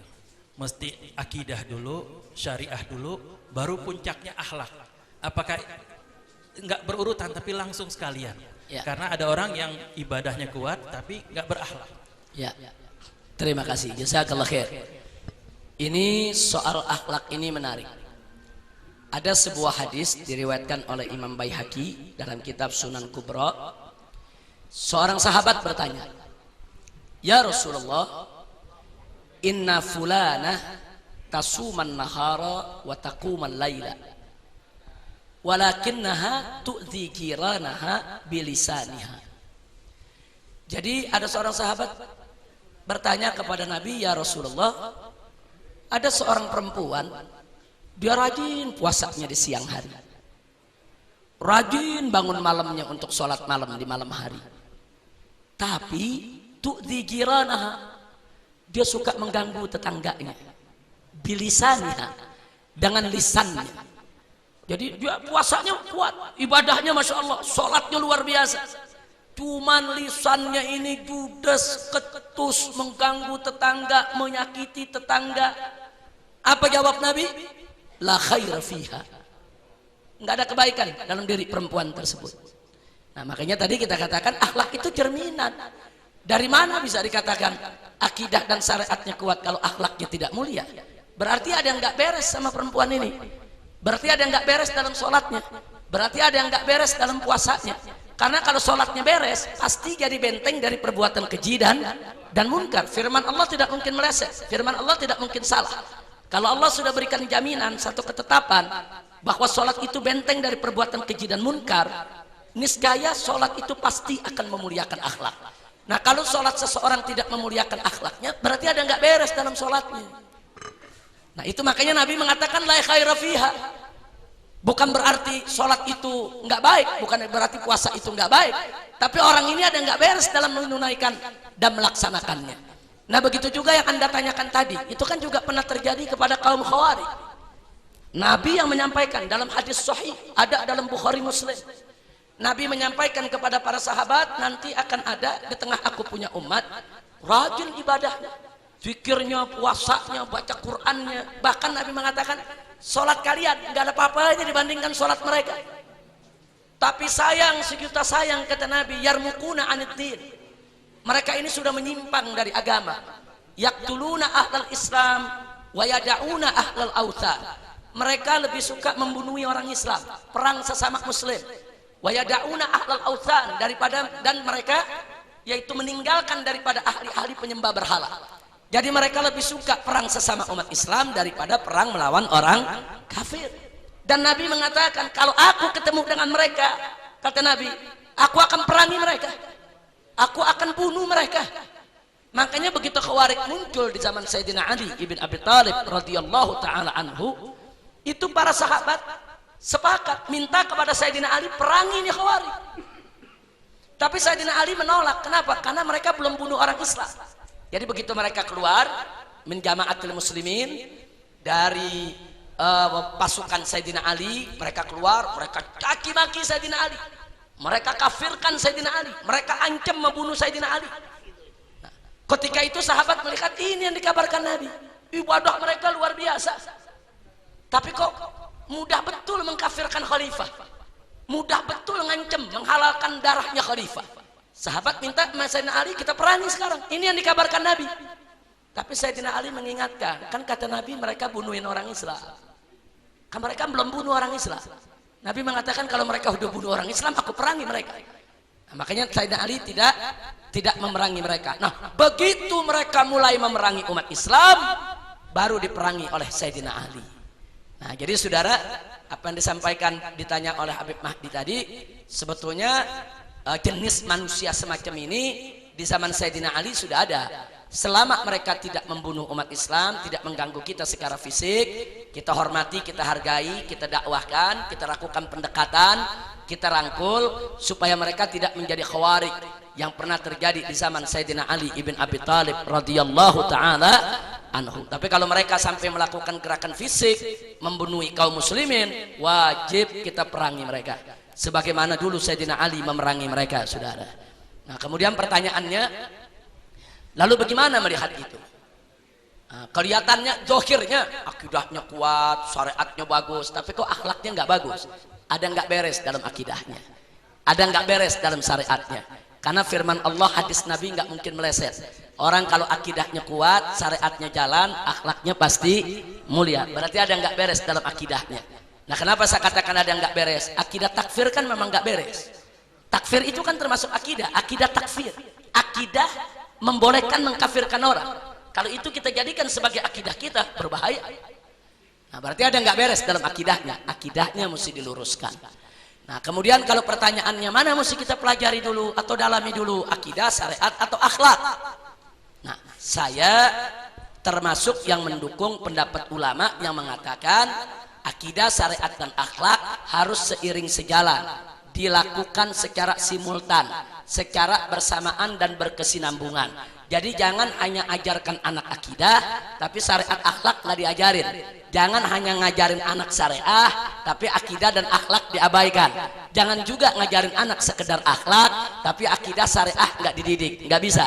Anak kita dari kecil tiga-tiganya mesti dididik. Bagaimana akidahnya? Dia mengenal sifat Allah, dia mengenal sifat Nabi, mengenal sifat malaikat, dia mengenal mana sifat yang wajib bagi Allah, sifat yang mustahil, sifat yang jaiz. Tapi pada saat yang sama ajarin juga dong dia sholat. Kan Nabi yang suruh dari kecil. Nah, di mana Nabi mengatakan muru auladakum bis shalah wa hum abna'u sab'a. Ajarkan itu, perintahkan. Nah, bukan lagi sekedar ajarkan, perintahkan anak-anakmu sholat saat usia mereka sudah 7 tahun. Kalau diperintah sholat berarti mesti diajarin dong tata cara sholatnya. Nah jadi nggak ada tuh, oh belajar akidah dulu baru syariat. Enggak, syariat Nabi suruh dari kecil udah mesti diajarin, suruh dia sholat.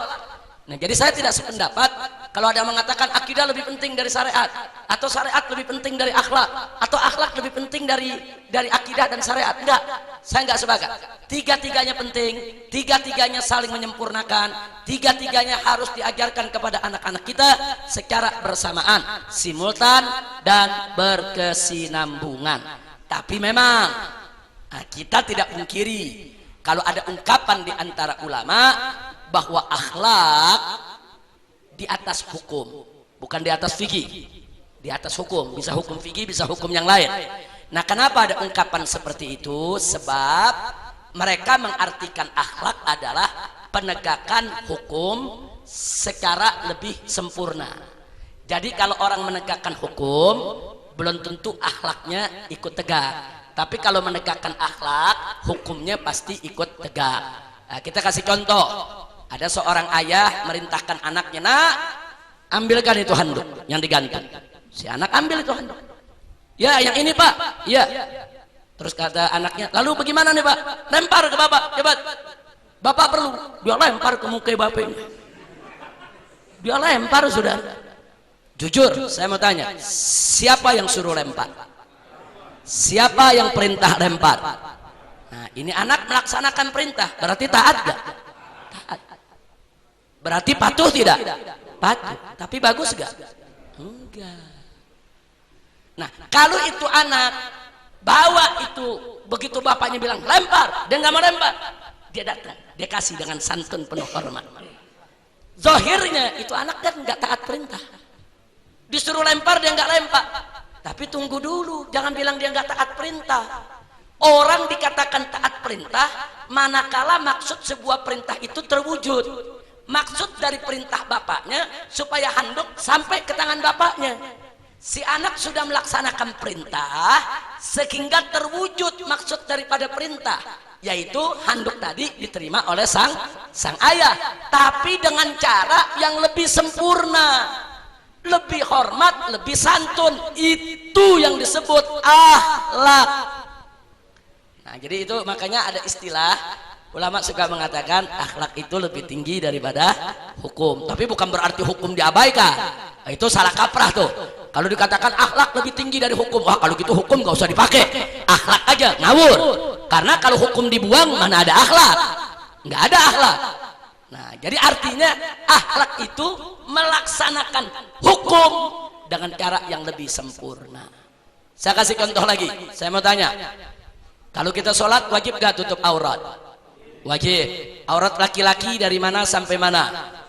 Pusar sampai lutut. Kalau ada seorang pria sholat pakai selembar kain digulung, tutup pusar sampai lutut. Nah, ini dada kelihatan, ketek kelihatan, bulu keteknya kayak sarang gonggo. Nah, saya mau tanya, sholatnya sah gak? Kenapa sah? Aurat tertutup. Secara hukum sah, tapi secara akhlak kurang ajar. Lah kok menghadap Allah begitu, saudara? Kecuali darurat, dia nggak punya pakaian lagi.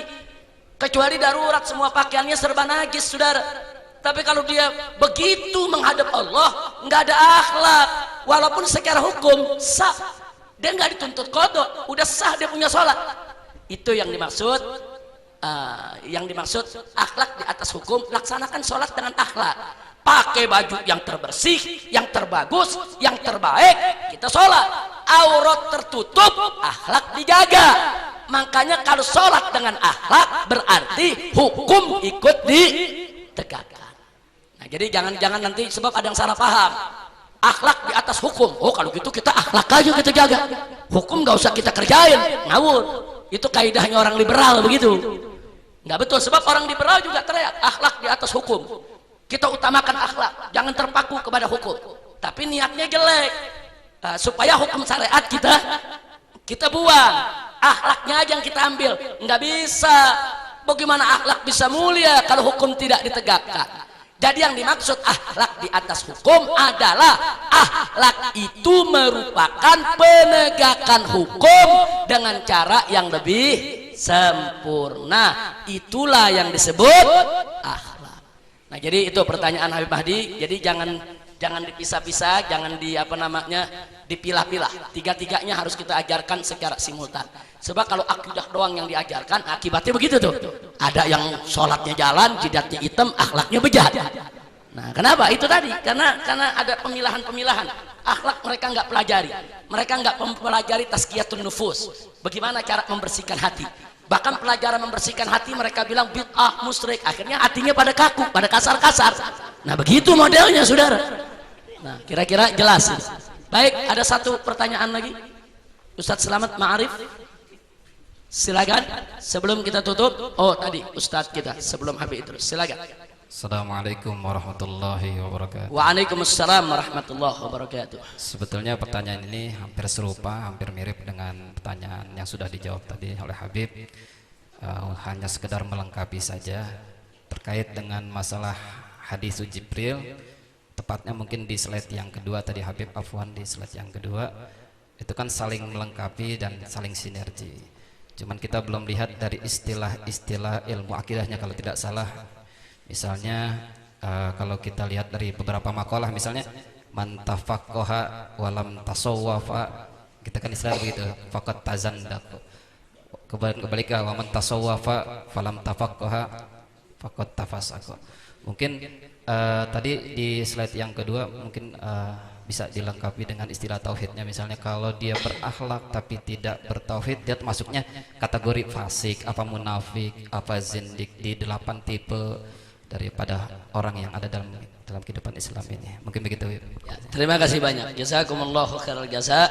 Satu catatan yang cukup bagus. Artinya perlu ada tambahan-tambahan untuk lebih mempertegas bahayanya kalau akidah tanpa syariat dan akhlak, atau bahayanya kalau syariat tanpa akidah dan akhlak, dan seterusnya. Boleh, itu bisa jadi peka penambahan untuk ke depan. Jazakallah khair. Terima kasih banyak Ustaz. Barusan Habib Idrus, silakan. Boleh dioper barusan. Ah, ini dia mic-nya. Ada sedikit mungkin ada kerancuan yang selama ini orang salah paham Habib. Tadi kan yang antum bilang Islam ini ya akidah, bukan ideologi, karena ideologi ini pemikiran atau fikrah dari manusia. Nah, tetapi kadang-kadang ada beberapa ikhwan kita yang mengatakan bahwasanya kita ini punya ideologi seperti ini, yang ideologi ini kita ambil dari akidah. Jadi ideologi ini diartikan sebagai ideologi nakli, sedangkan mereka mengartikan akidah bersumber dari nakli wal akli. Nah, mereka mengatakan ya ideologi ini bisa tersusun konsep pemikirannya terambil dari akidah. Nah, makanya terbentuklah beberapa macam kayak seperti perbedaan-perbedaan atau madhab. Apakah itu seperti itu Habib? Tepatnya kayak bagaimana itu saja. Ya, terima kasih banyak. Jazakallah khair. Memang ideologi dan akidah punya persamaan. Di antara persamaannya adalah sama-sama menjadi prinsip dan pedoman hidup. Nah, dari sisi itu sama, tapi dia punya perbedaan. Perbedaannya dari segi istimdad, dari segi akar sumbernya.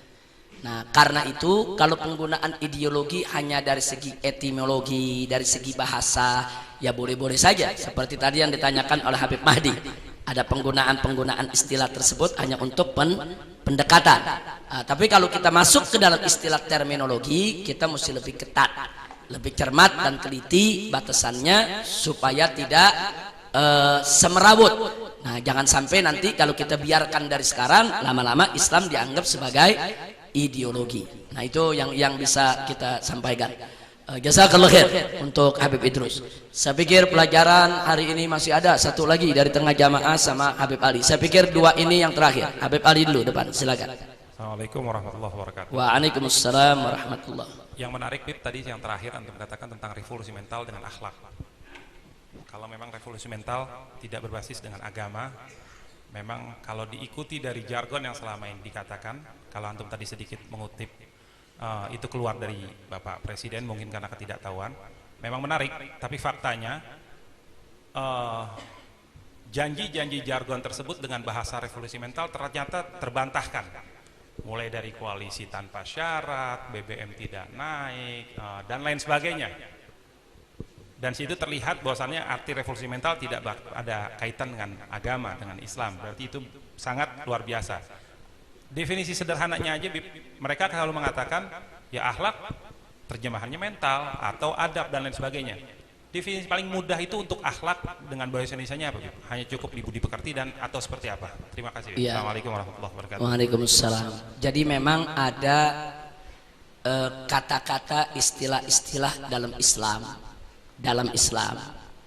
Ini yang sulit dicari sinonimnya dalam bahasa Indonesia. Sehingga dulu para ulama kita, manakala ada kata yang sinonimnya sulit dalam bahasa Indonesia, mereka jadikan itu sebagai bahasa Indonesia. Seperti kata rahmat, seperti kata akhlak, karena memang sulit. Walaupun secara bahasa ada yang diartikan budi pekerti, moral, mental, dan lain sebagainya. Nah, padahal akhlak tidak hanya sebatas itu. Nah, jadi kalau kita mau definisikan, ya akhlak itu adalah, boleh aja kita menggunakan kata budi pekerti, kata moral, kata mental, tapi harus ada kuyut, harus ada ikatan batasan.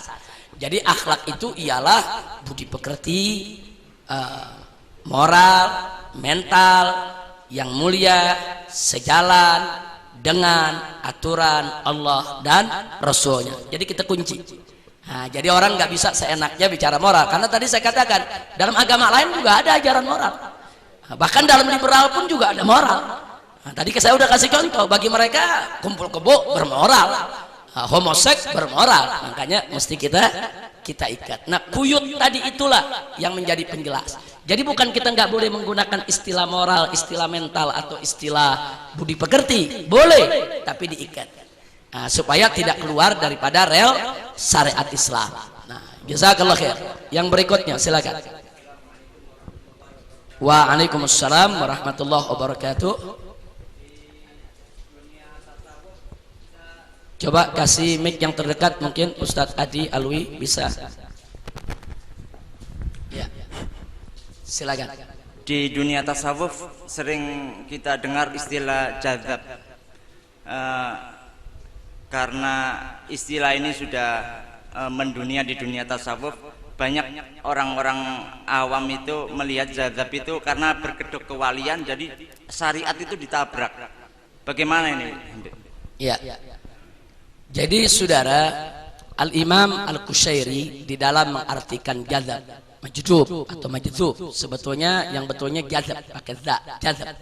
Jadzab itu artinya kalau secara bahasa yang punya magnet. Jadzab punya daya tarik. Tapi Imam Qushairi itu pernah mendefinisikan jadzab itu adalah orang yang sakran, tanda kutip, dia gila dalam cinta kepada Allah. Dia gila dalam cinta kepada Allah, bukan gila dunia, bukan. Jadi dia udah dunia ini udah nggak ada artinya sama dia. Dia semua seluruh jiwa raga pemikirannya yang dia ingat hanya Allah, yang dia tahu hanya Allah. Di mata orang-orang normal dia gila. Nah, sekarang saya mau tanya, kalau yang namanya gila bagaimana? Rufi al-qalam tidak? Rufi al-qalam artinya tidak ada ketentuan untuk dia, tapi boleh gak dijadikan sebagai sumber? Nggak boleh.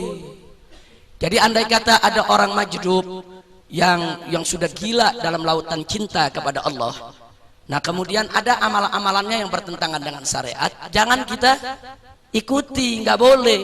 Kita ini tetap harus mengikuti ashabus syariah, bukan ashab jadzab. Jadzab itu nggak boleh diikutin. Bahkan banyak ulama bilang sama orang majdub jangan minta doa. Tahu-tahu dia salah doa disumpahin mati gitu. Nah, jadi orang majdub begitu kita minta aja sama Allah berkahnya. Mungkin kedekatan dia kepada Allah ada keberkahan tersendiri. Tapi orang majdub jangan dijadikan sebagai rujukan, jangan dijadikan sebagai sumber, jangan dijadikan sebagai contoh. Jangan nanti ngelihat orang majdub berbuat seenak-enaknya, tahu-tahu ada orang awam, yang itu aja begini, masa saya nggak boleh? Haram. Yang mesti dijadikan rujukan adalah syariat. Nah, jadi saya pikir itu. Kalau Anda ingin lebih panjang lagi soal majdub ini di dalam ilmu tasawuf, silakan baca yaitu kitab-kitab Imam Qushairi. Di sana dijelaskan. Ada satu tanya jawab cukup bagus, ditanya apa itu majdub, kenapa majdub begini, kenapa begitu, panjang sekali pembahasannya, cukup bagus. Tapi yang intinya perlu saya sampaikan, semua ahli tarekat sepakat. Ini ahli tarekat yang gak gila nih. Nah, semua ahli tarekat sepakat bahwa tarekat tidak boleh bertentangan dengan syariat. Sampai-sampai Al-Imamul Ghazali radhiyallahu taala anhu mengatakan, jika kau mendapatkan ada orang bisa jalan di atas air atau terbang di udara, jangan dulu kau katakan dia wali Allah, tapi kau lihat dulu jalan atau tidak syariatnya. Kalau syariatnya jalan seperti sholat, puasa dan lain sebagainya, dia tidak maksiat, fashad, kata Imam Ghazali, saksikanlah annahu waliyun min awliyaillah, kalau dia adalah wali Allah. Tapi kalau ternyata syariatnya tidak jalan, dia suka maksiat, kewajiban dia tinggal, fashad, kata Imam Ghazali, saksikan innahu waliyun min awliya'is syaitan, sesungguhnya dia adalah wali setan. Wali setan bisa jalan di atas air juga. Nah, kenapa nggak bisa? Setan yang pegangin. Nah, jadi sekali lagi, jadi standarnya tetap syariat. Jadi hatta Al-Imam Abul Haris Al-Muhasibi atau tokoh-tokoh daripada sufi yang lainnya, nggak ada yang berbeda bahwa tasawuf, tarekat harus sejalan dengan syariat. Nah, saya pikir itu yang perlu kita sampaikan. Mudah-mudahan manfaat untuk kita semua. Amin ya rabbal alamin. Nah, baiklah ya ikhwan, sebelum kita tutup, ada beberapa pengumuman yang ingin saya sampaikan dalam majelis ini. Insya Allah pengajian yang akan datang tanggal berapa nanti? Tanggal 6 kalau nggak salah, April. Coba lihat tanggal berapa nanti? Tanggal 5 atau tanggal 6? Hari Ahad pertama. Tanggal 5 April. Ya, insya Allah yang akan datang tanggal 5 April kita kumpul lagi di majelis ini. Nah, kemudian pengumuman yang kedua yang perlu saya sampaikan juga, bahwa alhamdulillah TV Rasil ini sudah mengudara. Dan setiap hari Ahad itu dari jam 8 sampai jam 10 pagi ada kajian ilmu faraid yang dulu direkam oleh tim TV Rasil pada saat ada pesantren Ramadan di Markas Syariat di Megamendung selama 21 hari. Jadi dari episode pertama sampai yang terakhir. Jadi bagi mereka yang ingin belajar ilmu faraid, itu kesempatan. Setiap hari Minggu jam 8 sampai jam 10 silakan Anda bisa saksikan di TV Rasil. Itu TV Rasil bisa didapatkan dengan antena parabola. Dan ke depan kita dari FPI akan lebih banyak bekerja sama dengan TV Rasil untuk bisa memberikan materi-materi lain yang juga tidak kalah manfaatnya, termasuk pengajian-pengajian, ceramah-ceramah, tablik-tablik dari berbagai macam habaib, ustadz dan para tokoh. Jadi saya pikir ini kesempatan untuk kita bisa, yaitu menjadikan Rasil sebagai salah satu daripada TV rujukan kita. Nah, sementara TV FPI sampai saat ini masih belum bisa karena memang kendalanya luar biasa. Tapi kita sedang mengupayakan. Kalau gagal dengan cara-cara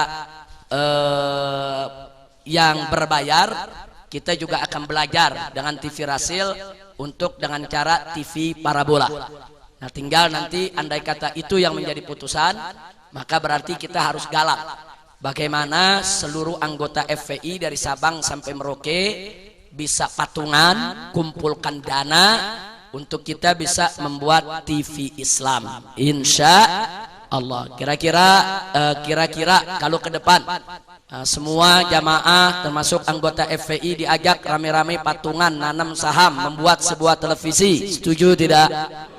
Insya Allah. Sehingga nanti kalau TV ini sudah tampil, kita nggak perlu bayar bulanan lagi, karena kalau lewat parabola siapapun dari Sabang sampai Merauke bisa menyaksikannya. Jadi insya Allah bukan TV FPI itu gagal, tapi hanya proses saja yang perlu diperbaiki. Mudah-mudahan DPP bisa mengkaji ulangnya supaya ke depan bisa wujud sesuai dengan harapan kita.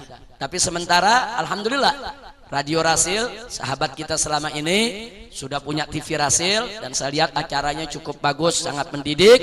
Dan mari kita jadikan itu sebagai salah satu daripada TV rujukan kita, insya Allah. Nah, itu saja yang bisa kita sampaikan, mudah-mudahan manfaat untuk kita semua.